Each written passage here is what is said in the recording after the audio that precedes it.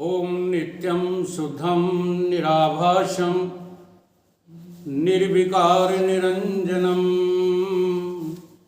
नित्यं बोधं चिदानंदं गुरु ब्रह्म नमोभ्यं।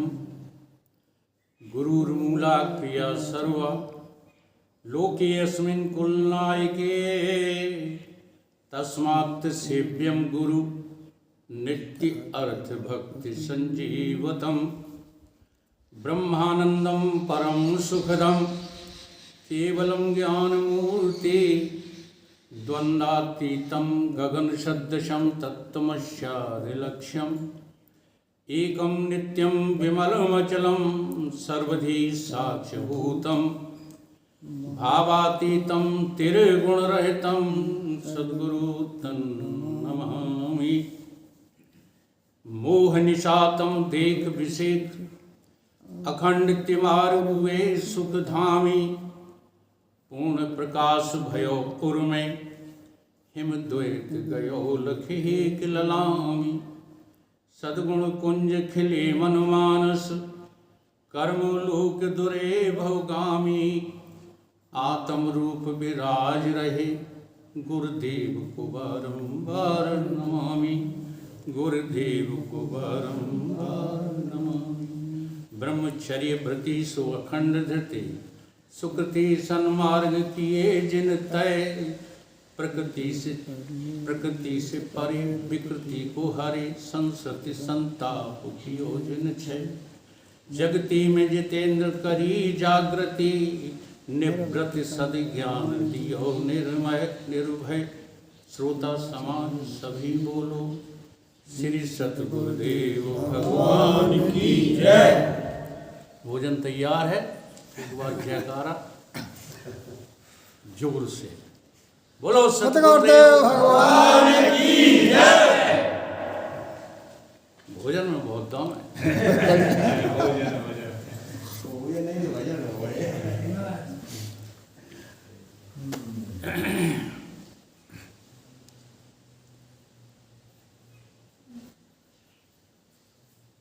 सबसे पहले एक संत का जो है आपको छंद सुनाते हैं, जिससे जो है आज के विषय का प्रारंभ होगा। क्यों रे मतिमंद हो के सच्चिदानंद रूप, क्यों रे मतिमंद, सब हम लोगों को ही कहा जा रहा है। हो के सच्चिदानंद रूप और मिथ्या जड़ चेतन की ग्रंथि में भुलायो है। मिथ्या जड़ चेतन की ग्रंथि में भुलायो है। जैसे सिंह बन कर के लादत, जैसे सिंह बन खर लादत लाद कपड़न की, वो जानो निज रूप तब सिंह ही कहायो है।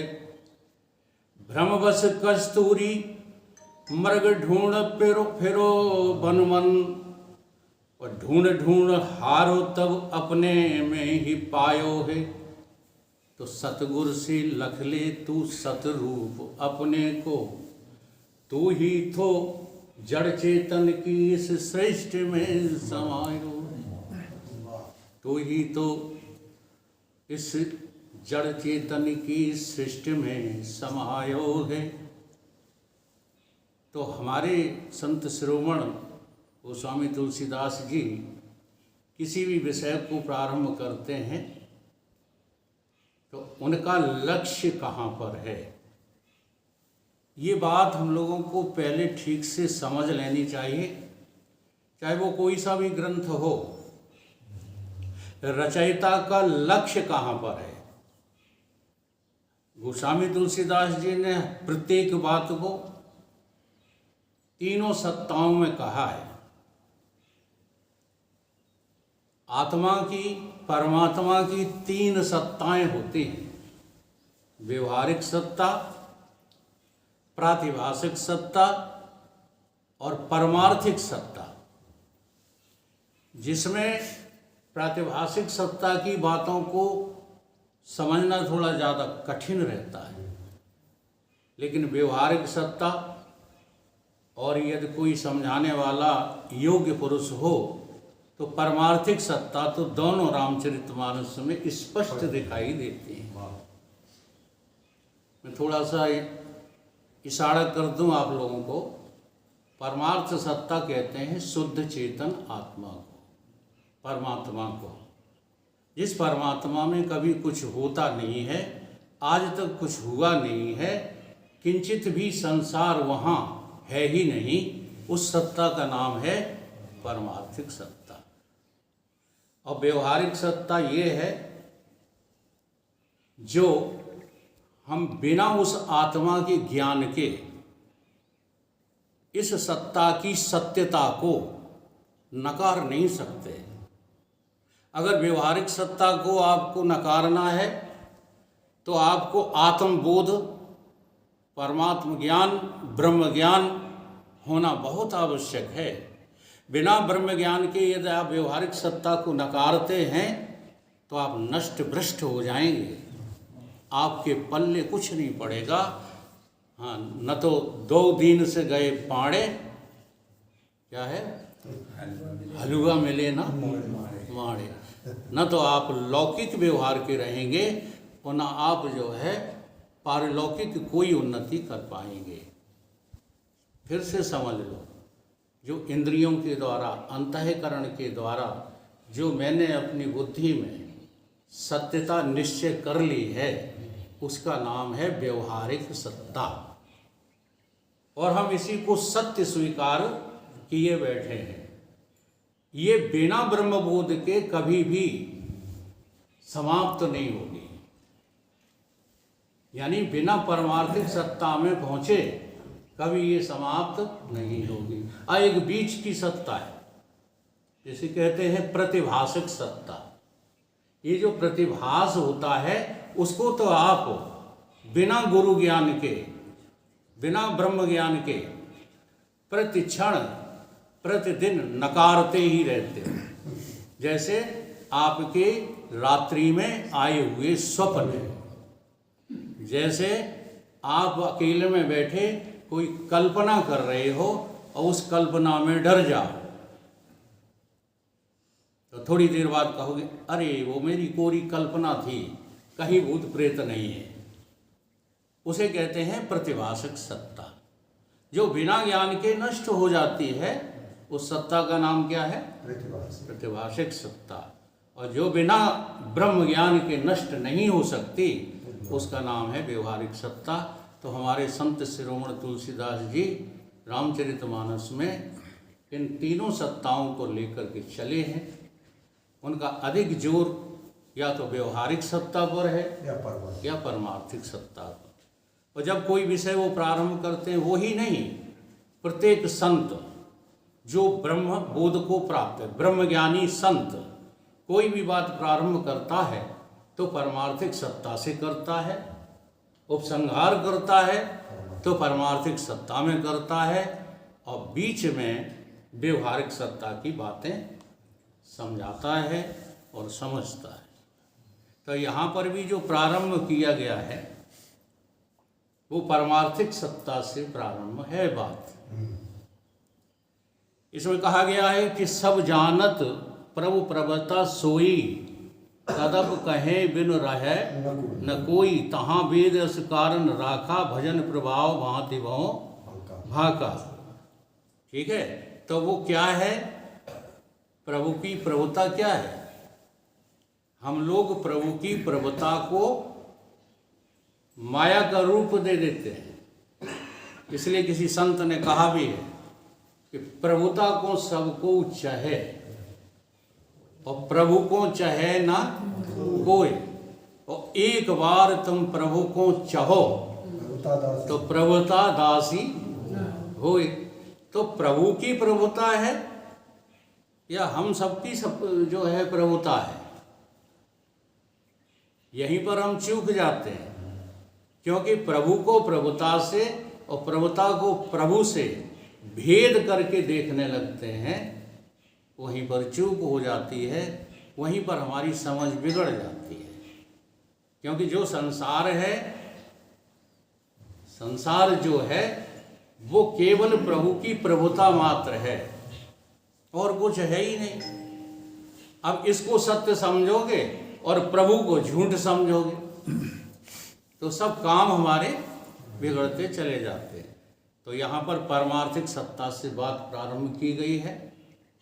तो यहाँ की 2-4 चौपाइयाँ लूँगा और फिर जो है जहाँ इन्होंने तोड़ किया है उसको ले लूँगा। इसी विषय पर थोड़ी चर्चा करते हैं। एक अनीह अरूप अनामा, वो परमात्मा, वो राम कितने हैं? एक है। अब एक है तो ये अनेक क्यों नजर आते हैं?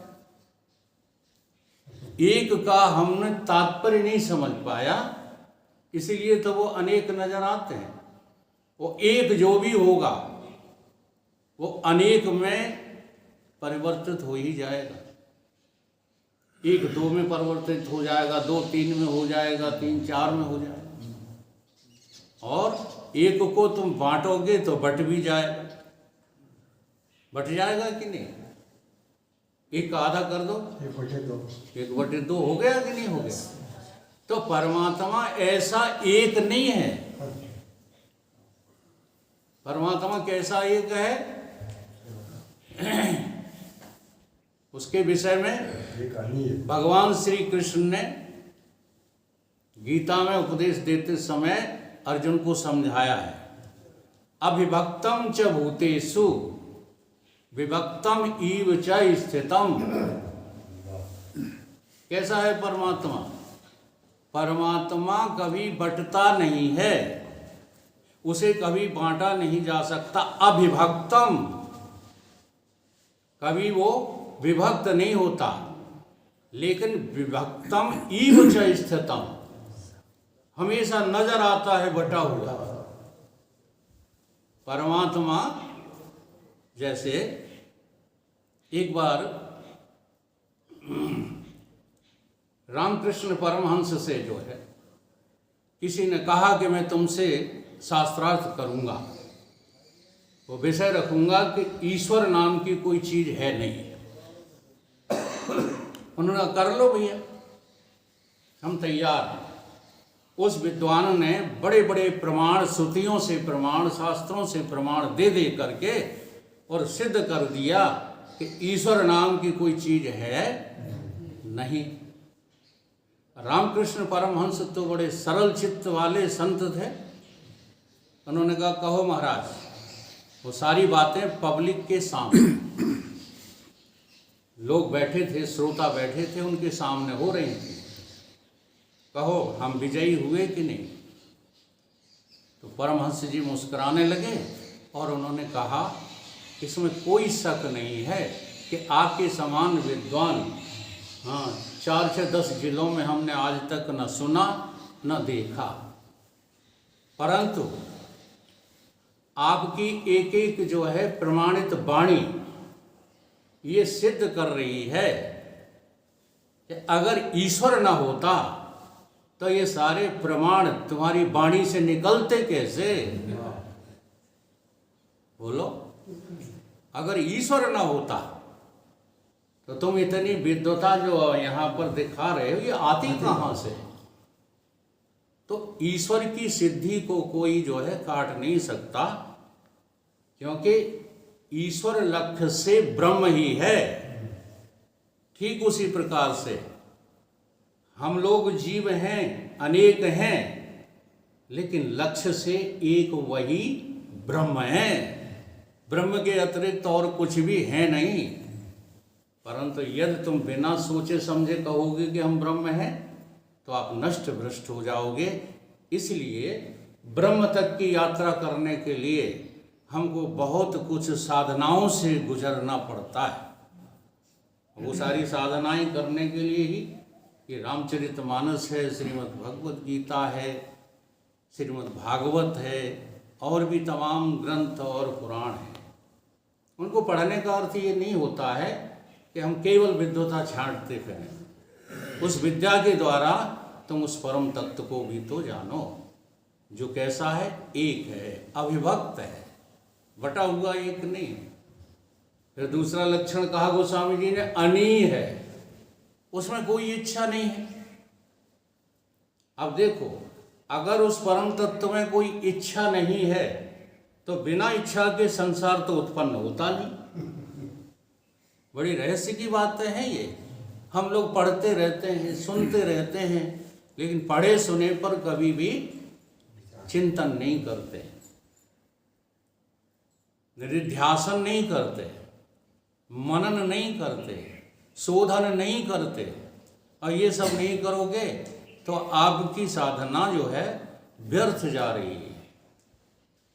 आप कोई साधना करो, अगर ये काम नहीं करोगे, मनन, निधिध्यासन, शोधन, तो आपका पूरा का पूरा पढ़ना लिखना सब व्यर्थ जा रहा है। या तो मनोमुखी हो जाओगे, मनोमुखी अर्थ करने लगोगे। तो इच्छा नहीं है किसमें? राम में नहीं है। ऐसे राम आपको मिले जिनकी कोई इच्छा नहीं। वो राम तो मिले जिन्होंने जो है जनकपुरी में जाकर विवाह किया। रोज मिलते हैं, रोज तुम जनकपुरी जाते हो, ओके घोड़ी पे सवार चला है दूल्हा यार, कमरिया में बांधे तलवार। नहीं मिलते। लेकिन वो राम मिले कभी आपको जिनमें कोई इच्छा ही नहीं है, इच्छा रहित है। और वो राम आपके बिल्कुल पास में हैं, लेकिन उन राम को हम ढूंढना ही नहीं चाहते। हमें तो जो है इच्छा वाले राम ही अच्छे लगने लगे। इसका कारण क्या है कि आप उनकी माया में फंस गए। ये सब कुछ माया में है। परमात्म तत्व में इच्छा, ईषणा, चाहत ये कुछ भी नहीं है। अनीय है, अरूप है। उस तत्व में कोई रूप भी नहीं, बिना रूप बेढंगा है। ये रूप किसके हैं? ये प्रकृति के हैं। कबीर बाबा ने कहा है कि ये दूल्हा दुल्हन है कैसे? एक दूल्हा है, एक दुल्हन है। वो बात जो है हम विषयांतर नहीं होते, लेकिन हमको ये पता है जो अनिश्चित तत्व है वो अभी डायरेक्ट हम आपको कह दें तो आप उसको समझ नहीं पाएंगे। इसलिए उसको गौण करके हम ईश्वर की चर्चा करने लगते हैं, जिसमें इच्छा भी है और वो अनिश्चित भी है, जिसमें चलना भी है और अचल भी है। और तुम अनुभव करके देखो तो तुम भी वैसे ही हो, तुम चलते भी हो और अचल भी हो। अनुभव अपने से किया जाता है। तदे जित तन्ने जित, तद दूरे तदवंत के। तुम समीप से समीप भी परमात्मा के स्वरूप हो और तुम दूर से दूर भी भगवान को कहीं और ढूंढते फिरते। दोनों चीजें आप ही में हैं। तो अरूपता का जो है हमको भाव स्वीकार करना चाहिए। केवल रूपों के चक्कर में नहीं घूमते रहना चाहिए। और रूपों के चक्कर में ही हमने भगवान को ना जाने कितने रूपों में बांट दिया है, और उस बांटने के कारण से दूसरे मजहब वाले तुम्हारी हंसी उड़ाते हैं और तुम चुप होकर सुनते रहते हो। लेकिन यदि जिसने अरूप को जान लिया तो आपको पता होना चाहिए कोई भी नाम और रूप बिना अपने अधिष्ठान अरूप के सिद्ध हो ही नहीं सकते। जितने भी नाम रूप हैं सब एक उसी अधिष्ठान के आश्रित हैं, जिसे अरूप कहा है। जिसे अरूप कहा है अनामा, बिना नाम का है। परमात्मा कैसा है? बिना नाम का है। और हम लोग जब सुमरण करेंगे तो कोई ना कोई नाम तो पुकारना पड़ेगा। तो सारे जितने भी नाम हैं वो उस एक चेतन तत्व के ही कल्पित हैं, कल्पित किए हुए नाम हैं। इसलिए कल्पित कहते हैं प्रतिभाषिक सत्ता को। प्रतिभाषिक सत्ता में सारी कल्पना खड़ी कर ली जाती है, और वास्तविकता यदि जानना है, समझना है ना, तो अपन लोग जो घर गृहस्थी के कामों में, देश विदेश के कामों में, राष्ट्र समाज के कामों में और अच्छे अच्छे कामों में, बुरे बुरे कामों में लगे पड़े हैं ना, सब कल्पना से ही लगे पड़े हो। ये केवल जो है ब्रह्मबोध प्राप्त संत को ही पता रहता है, ये सारा संसार कल्पित है। अब देखो कल्पना में क्या क्या हो रहा है। अगर तुम बिना जाने जो है कल्पित कल्पित चिल्लाओगे तो फिर जो है घुस ही आए मुसलमान तुम्हारे देश में। तुमने जो है इसमें कोई बोल रहा है, तुम बिना समझे जो है किसी सत्ता को स्वीकार कर लोगे तो अनर्थ ही होगा। इसलिए कल्पनाओं को भी समझो, ये कल्पनाएं कहाँ से उठती हैं। अज परमात्मा अजन्मा है, अजन्मा, और राम तुमने जन्मे हुए देखे। राम कहाँ जन्मे? राम दशरथ के घर जन्मे, घराना हो तो ऐसा हो। देखे कि नहीं? अजन्मा राम तुमने कब देखा? गोस्वामी जी तो कह रहे हैं राम कैसा है? अजन्मा। और अजन्मा से ही सारे जन्म होते हैं। एक उदाहरण देंगे, समझना चाहो तो समझ लो। घड़ा जन्मा है, सकोरा जन्मा है, दीवला जन्मा है, मकान जन्मा है। किसमें से जन्मे है ये? मकान कहाँ से आया? हाँ, और घड़ा सकोरा। अच्छा, और मिट्टी किससे जन्मी? दृष्टांत में देखो, मिट्टी अजन्मा, वो अजन्मा मिट्टी से सब बर्तन जन्मे। लेकिन अगर दिमाग तुम ज़्यादा रखते हो ना, और तुम विद्वान की, ज्ञानी की बात को काटना चाहते हो, तो मिट्टी भी जन्मी है। हाँ, वैज्ञानिक ऐसे ही परमार्थ को स्वीकार नहीं करते, इसी तरह से नहीं करते, क्योंकि उनका दिमाग चलता रहता है।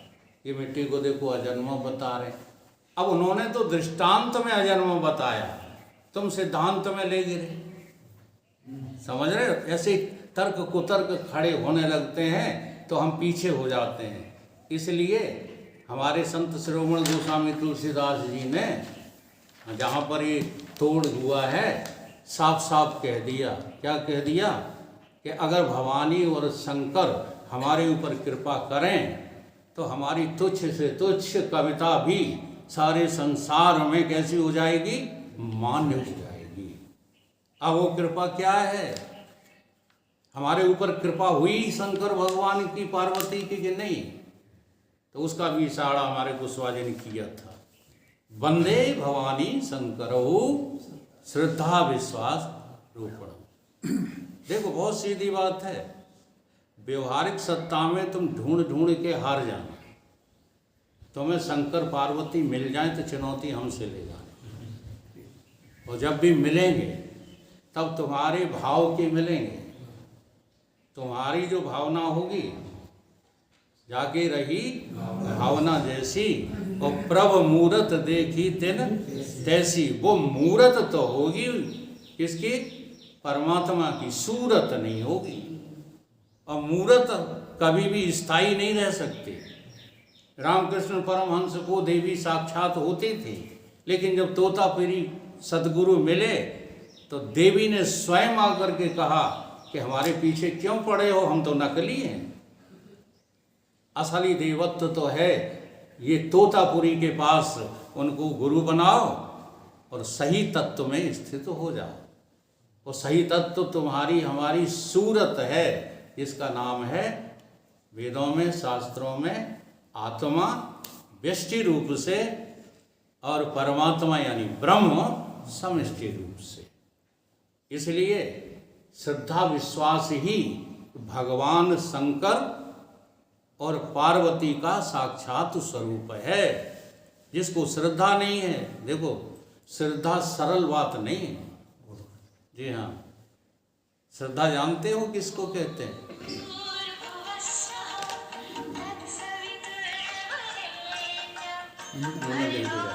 नहीं कहते हैं। श्रद्धा जो होती है, श्रद्धा वो बहुत साधना में परिश्रम करने के बाद होती है। जब तक आप भगवान को चाहेंगे नहीं, संसार को चाहते रहेंगे, तब तक श्रद्धा नहीं हो सकती। ठीक है? जब तक आपने जीवन में धर्म अपने ऊपर नहीं अपनाया, यानी कि आप धर्मात्मा नहीं हुए, तब तक आपको श्रद्धा और विश्वास नहीं होगा। एक जगह जो है हम प्रवचन करने गए अभी हाल में ही, तो वहाँ पर जो है ये विषय रख दिया कि धर्म ते बीरत, केवल इतना ही शब्द रख दिया। इस पर आपको बोलना है। दूसरे थे जो प्रवचन करता, तो वो इतने गीता कंठी थे, सारी गीता उन्होंने बोल डाली, लेकिन धर्म ते बीरत का अर्थ नहीं कर पाए। धर्म से विरति का अर्थ जाने क्या क्या करते रहे। गीता की 20-25 श्लोकों की व्याख्या कर डाली, और सीधा सीधा अर्थ है कि जो धर्मात्मा होगा उसे वैराग हो जाएगा। इस संसार से, इस देह से उसकी रति हट जाएगी। धर्म तय विरत। और जिन्हें वैराग नहीं हो रहा, उनके जीवन में अभी धर्म नहीं है।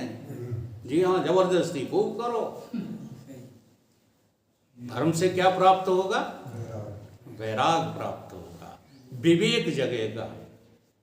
जिनका विवेक वैराग जग जाता है, उन्हीं को भगवान को जानने की इच्छा होती है, और उस इच्छा की पूर्ति के लिए वो करता है श्रद्धा और विश्वास। इतने गहरे में है श्रद्धा विश्वास। ये आचार्य लोग जो तुमसे कहते रहते हैं श्रद्धा, माताओं को बड़ी श्रद्धा है, खाक श्रद्धा है। श्रद्धा जिसको हो जाती है उसे भगवान की चाह होती है, संसार की बिल्कुल चाह नहीं होती। और उसी श्रद्धा को मजबूत जब कर लेते हैं, उसी का नाम है भवानी और शंकर श्रद्धा विश्वास रूपण। अज सच्चिदानंद पर धामा। और वो कैसा राम है? वो राम है सत चित आनंद स्वरूप। सत माने कहते हैं जिसका कभी नाश न हो। चित माने कहते हैं कि जो अविनाशी सत्ता है, वो ही मुझ में और सारे संसार में प्रभावित है, और कहीं नहीं।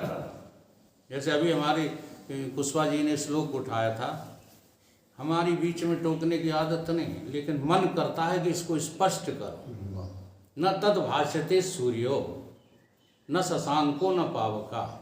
तो आप लोगों को ये भ्रम हो जाता है कि अग्नि जैसे देवता, सूर्य जैसे देवता, चंद्रमा जैसे देवता, हाँ, जो उनका पार नहीं पार सके, तो हमारी क्या जो है स्थिति बने जो हम परमात्मा को पार पा सकें, परमात्मा को ढूंढ सकें।